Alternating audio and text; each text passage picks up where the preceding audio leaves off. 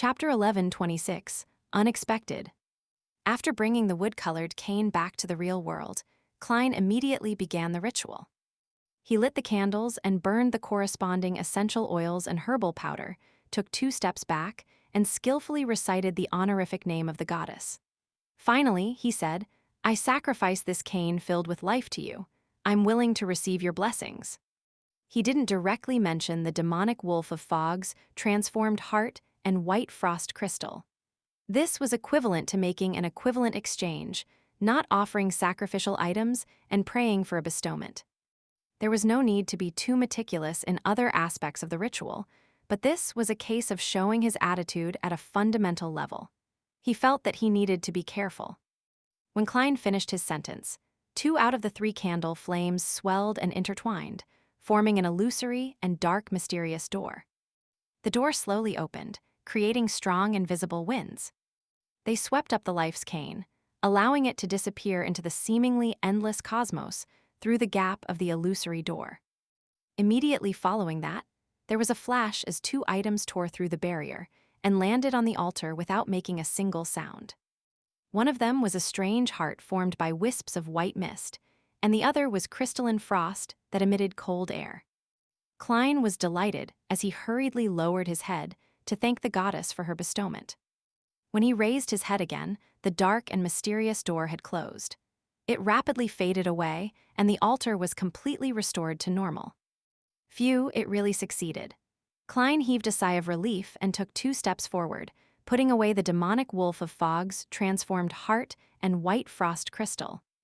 At this moment, the relaxed him couldn't help but have a thought that he absolutely couldn't say out loud. If I had known that it would go so smoothly, I wouldn't have had to use my life's cane. That huge junk pile might have been enough. Perhaps I didn't need to sacrifice anything, and the goddess would have bestowed them to me. The present situation indicates that she is personally supporting me becoming a scholar of yore. Of course, this way, if I receive too many bestowments, who knows what price I'll pay in the future. Using life's cane to trade for it makes me feel more at ease. Well, from the looks of it, before advancing to sequence 2 and becoming an angel, the goddess will still shower her blessings on me. In the future, it will be hard to tell what kind of developments and changes will happen. With this in mind, he reined in his thoughts, ended the ritual, and tidied up the altar. Then he began to plan on how to deal with the Hounds of Fulgrim, the so-called Sephra Castle keepers. A magician never performs unprepared. South of the bridge, Rose Street. Leonard changed into a black and white police uniform and wore a red glove. He led his team members and the real policemen to the only cathedral of the Church of Earth Mother in Backland. The epaulets he was wearing corresponded to a high-ranking inspector.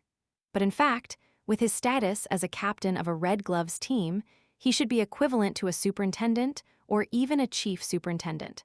However, officers at that rank wouldn't involve themselves in such missions. Wearing those epaulets to the Harvest Church would easily arouse the suspicion of the public. After passing through the door, Leonard scanned the area and realized that it was empty. There were only 2 figures. One was sitting in the front pew, focused on praying. The second was the handsome man dressed in a priest's robes. He had black hair and red eyes. Emlyn White, Leonard nodded secretly as he walked down the aisle to Bishop Otravsky. He then coughed twice, making the half-giant bishop open his eyes and look over. "I'm an inspector from the Backland Police Department." Leonard showed his identification and said, "We would like to invite you back to assist in our investigations." Father Otravsky stood up slowly and asked in a calm tone despite looking down at him, "What's the matter?" The nearby residents reported your abnormal behavior, saying that it's possible that you're a spy for Fasak or Fainapotter. Leonard explained the reason he had long come up with. At the same time, he was prepared to pull Bishop Otravsky into a dream at any moment. Once he resisted, he would try to control this blessed in the shortest time possible.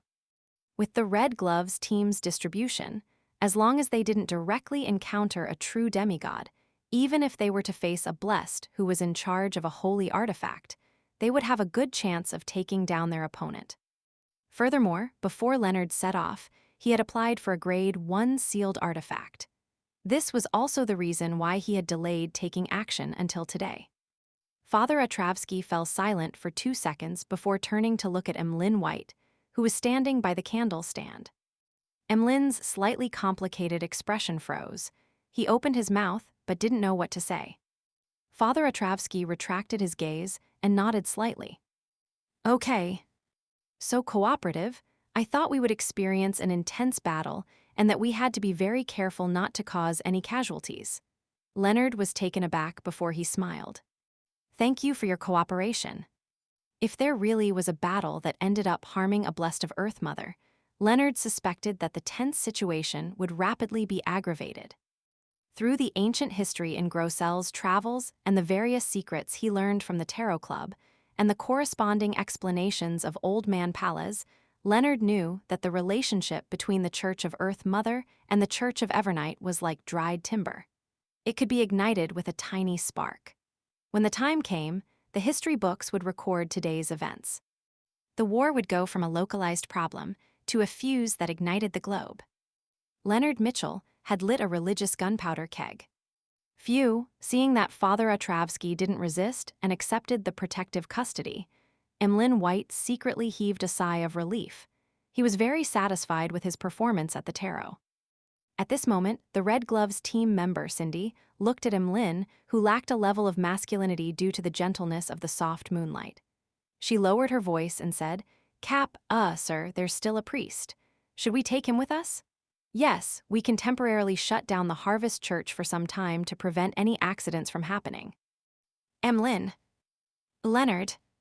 After a few seconds and repeated deliberation, Leonard finally said, "If the spy case involves Faina Potter, he would also be considered a suspect. Let's invite him back to assist in our investigations." Emlyn was stunned, unsure of what expression to show in response.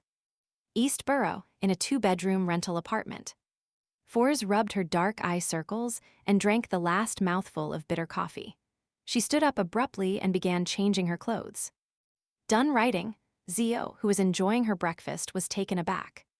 It had only been a day and a half. Fours shook her head and took a deep breath. "No. But I've already written the first volume. I can hand it over to the editor of the publisher.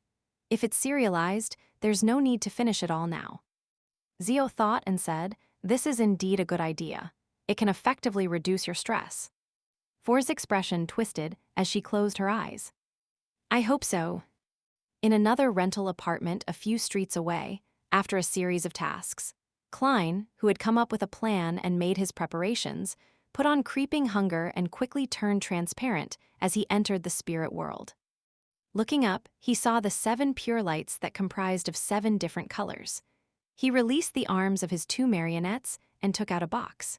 He removed the wall of spirituality around it, allowing the aura of the demonic wolf of Fog's transformed heart to emanate from it. Then he pulled Inuni while Inuni pulled Kona's. Together, the 3 of them rapidly teleported deep into the spirit world. Along the way, all kinds of strange spirit world creatures passed by them like oil paintings that depicted hell. After an unknown period of time, Klein's premonition for danger suddenly stirred as a scene quickly appeared in his mind. Red, black, white, blue, and other colors saturated and overlapped as a slender figure suddenly appeared. It looked like a hound.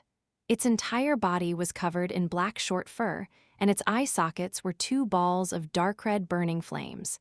The ends of its mouth extended to the back of its head. It clearly existed there in its corporal form, but it gave off an illusory feeling that felt surreal. Hound of Fulgrim. Klein immediately turned around and faced it. He released his 2 marionettes at the same time, allowing them to wander in different directions. In the blink of an eye, the Hound of Fulgrim appeared.